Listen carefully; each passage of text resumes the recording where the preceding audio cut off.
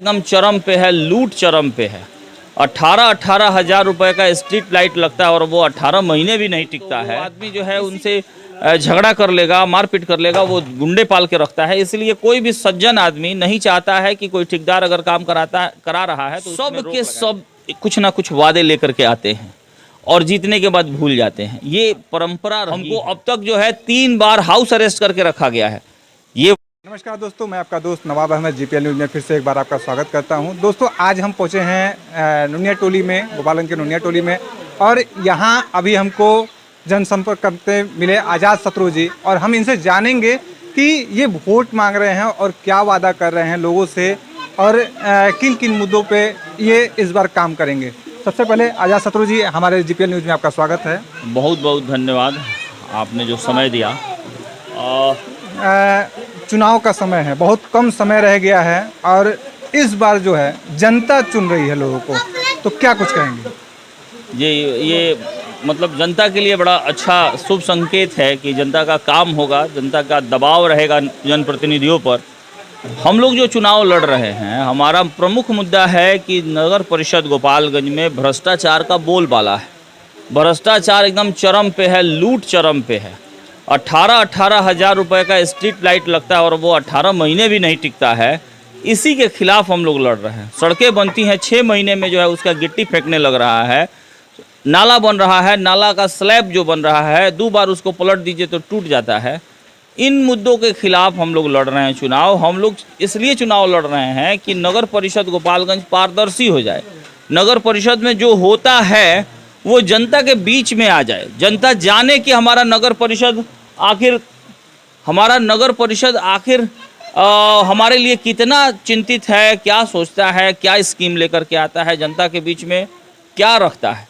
तो हम लोग नगर परिषद को पारदर्शी बनाने के पक्ष में हैं और हमारा जो मुद्दा है चुनाव लड़ने का, हम आखिर कैसे पारदर्शी बनाएंगे, कैसे भ्रष्टाचार को बंद करेंगे। तो आज जो ठेका वाला सिस्टम है, हम ठेका सिस्टम को बंद करके जो भी विकास के कार्य हैं नगर परिषद डायरेक्ट उसको कराए, किसी ठेकेदार के माध्यम से नहीं, बल्कि नगर परिषद अपनी जवाबदेही पर उसको बनवाने का काम करे। चाहे वो सड़क हो, चाहे वो नाला हो, या जो भी काम है वो नगर परिषद डायरेक्ट कराए। इससे क्या होगा कि एक जो ठेकेदार 10% और 5% 10% देने की जो प्रथा है उस पर अंकुश लगेगा, और साथ में जनता जो है अगर गलत काम होगा तो विरोध भी कर सकती है। इसके पहले जनता गलत काम का विरोध इसलिए नहीं करती थी क्योंकि जो ठेकेदार होते हैं वो बहुत पावरफुल आदमी होते हैं, प्रभावशाली आदमी होते हैं। प्रभावशाली लोगों से लोग उलझना नहीं चाहते हैं। अगर वो किसी काम को रोक लगाए तो वो आदमी जो है उनसे झगड़ा कर लेगा, मारपीट कर लेगा, वो गुंडे पाल के रखता है। इसलिए कोई भी सज्जन आदमी नहीं चाहता है कि कोई ठेकेदार अगर काम करा रहा है तो उसमें रोक लगाया जाए। और जब अगर नगर परिषद काम कराएगा और अगर उसमें अगर कहीं खामियां दिखाई देंगी तो जनता के पास पूरा अधिकार होगा, जनता उसको रोक लगाने के लिए एकदम सक्षम है। कोई गरीब से गरीब आदमी भी काम को रोक देगा ये कह करके कि नहीं, इसमें चीज़ें सही नहीं हो रही हैं। तो कई बार इसमें देखा गया है चुनाव, वो चाहे मुखिया का हो, चाहे विधायक का चुनाव हो, चाहे सांसद का, चुनाव से पहले सभी लोग काफ़ी बड़े बड़े वादा करते हैं। तो क्या आप चुनाव खत्म होने के बाद अगर आप जीतते हैं तो आप रहेंगे? देखिए, ये एकदम वाजिब सवाल है आपका कि जितने लोग जनप्रतिनिधि जो हैं जो चुनाव लड़ रहे हैं, सब के सब कुछ ना कुछ वादे लेकर के आते हैं और जीतने के बाद भूल जाते हैं। ये परंपरा रही है, लेकिन जनता के पास अभी मौका है। जनता जो है वो टटोल ले अपने प्रतिनिधि को कि आपका जो प्रतिनिधि है वो इसके पहले उसका बैकग्राउंड क्या रहा है।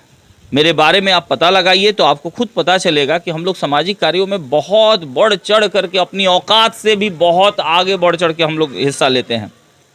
हम लोग वो हैं जिससे सरकार और प्रशासन इतना भय खाता है कि मुख्यमंत्री का जब आगमन होता है गोपालगंज में तो मेरे जैसे आम आदमी को हाउस अरेस्ट करके रखा जाता है।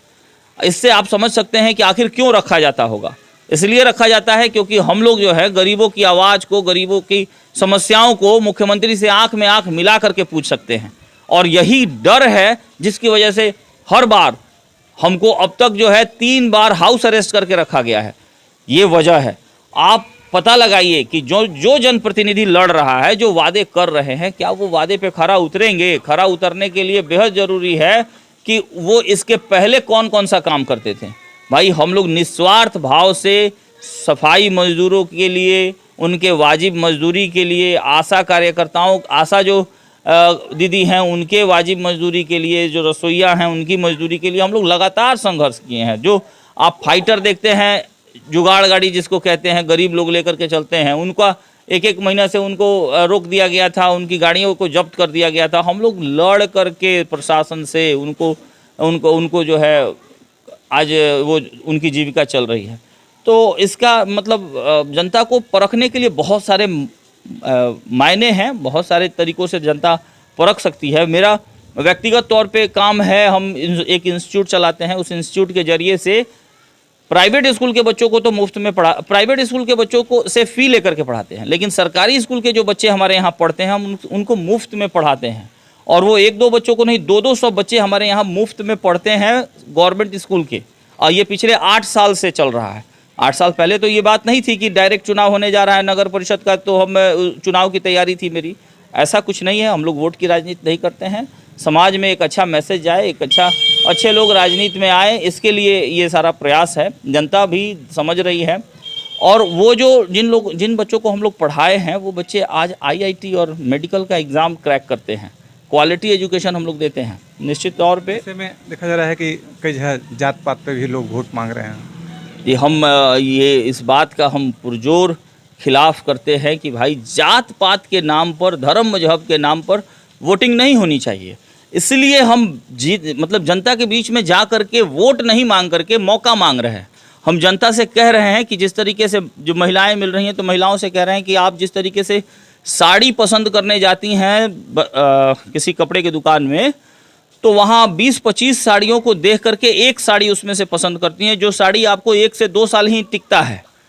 तो यहाँ तो 5 साल आपके बीच आपकी समस्याओं से जूझेगा आपका चेयरमैन।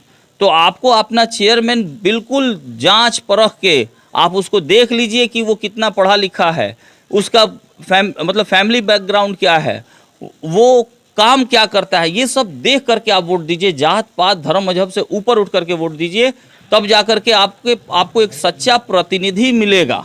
नहीं तो फिर आप पहले भी ठगे जाते थे, आज भी ठगे जाएंगे अगर आप जात पात पे आएंगे तो ऐसे में आज़ाद शत्रु जी से हमारी बात हुई और यहाँ पे कुछ और भी लोग हैं, हम उनसे जानेंगे कि इस बार चुनाव, अब 10 अक्टूबर को चुनाव है, ये किन को वोट देंगे। का नाम पड़ी रहू? हमार नाम पड़ी धर्मेंद्र कुमार। ए बार चुनाव बा, चुनाव के मौका ए बार जनता के मिलल बा कि चेयरमैन के चुने के बाद, तो केकरा के चुनतनी? हमने के आज़ाद शत्रु के चुनतनी सर। का रीजन बा उनका चुने के? बढ़िया ईमानदार आदमी हवन, महिला के सेवा करेलन। मने खाली मोहल्ला के सेवा करेले तो तब वोट दिया था कि और ही कुछ काम कैले बड़े पहले के? बहुत पहले के बहुत बढ़िया काम भइल बा, जब स्कूल में भी काम भइल बा। यहाँ पे कुछ और लोग हैं, उनसे ही बात करते हैं। का नाम पड़ी रहू? नारद प्रसाद। ए बार चुनाव बा, ए बार के जो वोट देवे के बाद जनता के देवे बा, पहले ही सिस्टम ना रहुए। ए बार केकरा चुना के बाद चेयरमैन में? इस समय तो बहुत हम लोग को भाग्य है जो चेयरमैन चुनने का हम लोग को अधिकार मिला है। इसके पहले भी जितना चुनाव चेयरमैन का होता था, लोग नोटों पर खरीद कर उसको अपना चेयरमैन चुन लेते थे। हम लोग पढ़े लिखे शिक्षित व्यक्ति को चाहते हैं जो आगे चल कर वो काम करे, समाज के लिए कुछ करे। इसमें आज़ाद शत्रु जी को सोचे हैं, तो क्या लगता है कि जीतने के बाद से किस तरीके से काम करेंगे? आज़ाद शत्रु जीतेंगे नहीं, ईमानदार व्यक्ति हैं, पढ़े लिखे हैं, समझदार व्यक्ति हैं। कोई भी ज़रूरत पर वो हम लोग को काम करेंगे, जाम जनता के काम करेंगे। रोड वोड जितना है टूटा फूटा है सब बनवाएंगे। विश्वास है उन पे? विश्वास है, पूर्ण विश्वास है। उनके साथ हम धन बल मन से सबसे तैयार हैं। का नाम पड़ी अपन? हमार नाम पड़ी विद्या सिंह। का विचार बा एबर चुनाव में केकरा वोट देवे चेयरमैन में? हमने के तो विचार जौन बावे कि बड़ा भाग्य से संविधान में ये अधिकार मिल गई कि भाई आपन चेयरमैन खुद चीने के बाद जनता के। तो अब की जौन हमने के तन मन धन से अपन पैसों लगा के आज़ाद शत्रु जी के संगे वोट भी मांगतनी हम, और ओकर बाद से आज़ाद शत्रु के वोट भी हम दे। तो ऐसा तो नहीं रहुआ, अगर मैंने उस क्षेत्र के रहुआ बनी चाहे रहुआ खाली कुछ करे हुए तो रहुआ उनका के वोट देता नहीं? ऐसा का कोनो व्यक्तिगत बात नहीं है। यहाँ बहुत पहले से सड़क पर रिक्शा ठेला वाला के आंदोलन भइल बा, फुटपाती लोग के उजाड़ल गई रहे, वो लोग के सामान जब्त भइल रहे नगर पालिका में, नगर पालिका से सब सामान दिवावल गई, फिर पुनः दुकान खोलवावल गई बा अजात शत्रु के नेतृत्व में। ओकरा बाद से यहाँ कई तरह के आंदोलन, सफाई कर्मचारी लोग के जौन तनख्वाह बढ़ल रहे सब जगह मिलत रहे, जौन एहिजा गोपालगंज में ना मिलत रहे तो अजात शत्रु जी 3 दिन के भूख हड़ताल कैनी, तो जाके फिर वहाँ पैसा जौन बावे कुछ रुपया बढ़ के मिलल, जैसे हमने के काफ़ी उत्साह सफाई कर्मचारी लोग के बीच में पड़ल। ओकरा बाद से कई तरह के आंदोलन के जरूरत पड़ल नगर पालिका के बीच में, अजात शत्रु जी ओहिमे अहम भूमिका निभौनी। ओकरा बाद से यहाँ कई तरह के कुली बन गई रहा, शहर के घेर दिहल गए, इमें आंदोलन चलल तो कई जगह जौन घेरल गई रहा रोड तो खोलल गई हो, आज जनता के बहुत सुविधा मिल रहा बा। यह तरह के आंदोलन खेत से खलिहान तक बहुत आंदोलन कैले बानी।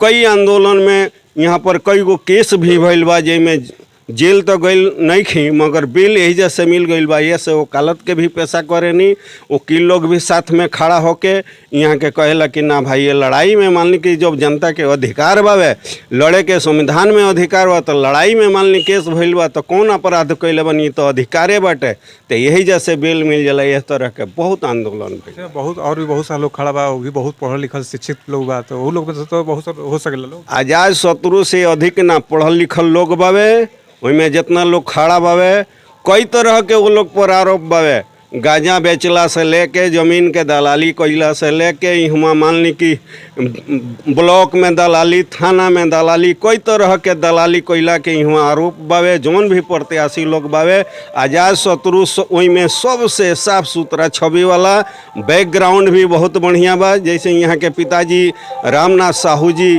अधिवक्ता हैं, अधिवक्ता में बहुत सारा गरीब लोग जौन बावे जकरा लगे पैसा ना रहेला, रामनाथ साहू जी ओकरा के जाने नहीं, वही लोग पहुँच जाला, वो लोग के केस वहाँ के बेगर फीस के लड़े नहीं और डिग्री दिवावे नहीं। ई एगो बहुत बड़ा पहचान बा, उ जिला के पहचान बनल बा। ई बड़े पिछल का जौन रिपोर्ट बा, वहाँ के पिताजी वहाँ के आज भी जौन बावे जनता में पॉपुलर बानी, बहुत पहचान बावे। वो पहचान के भी हमनी के संगे काफ़ी जुड़ाव बाटे।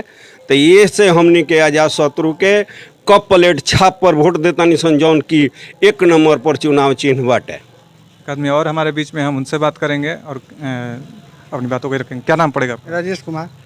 का विचार भाई वोट? विचार है कि सरकार को लाख लाख धन्यवाद कि सरकार ने हम लोग का डायरेक्ट मौका दिए हैं चेयरमैन को चुनने के लिए।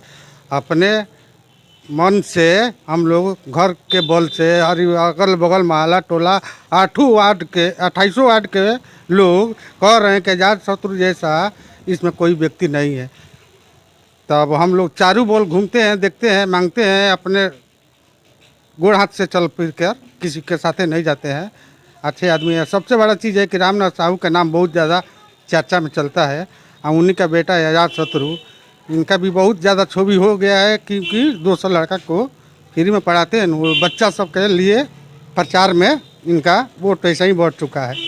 तो मैं आखिरी में हम अजात शत्रु जी से फिर एक चंद बात करेंगे और पूछेंगे कि आखिर क्या संदेश देंगे यहाँ की जनता को, और वहीं पे अपनी बात ख़त्म करेंगे। संदेश यही है कि 10 तारीख को मतदान देने अवश्य जाएं, और जब मतदान दें तो पैसे के दम पर और जात पात, दारू वगैरह ये सब ना देख करके जब आप मतदान दें तो आप सोचें कि एक हम ऐसे प्रतिनिधि का चुनाव करें जो हमारे आने वाली पीढ़ी के लिए भी बेहतर भविष्य बनाए, उसके लिए सोचता हो। तो निश्चित तौर पे आपको अगर लगे कि आपका यह बेटा, आपका यह भाई आपके साथ आपकी मुसीबतों में भी मजबूती के साथ खड़ा रहेगा, तो निश्चित रूप से आप एक मौका दीजिएगा। कप प्लेट चुनाव निशान है, क्रम संख्या 1 है। आप सब मतदाता बंधुओं से अपील है कि 10 तारीख को मतदान देने अवश्य जाएं और आप अपने एक जुझारू प्रतिनिधि को चुनें।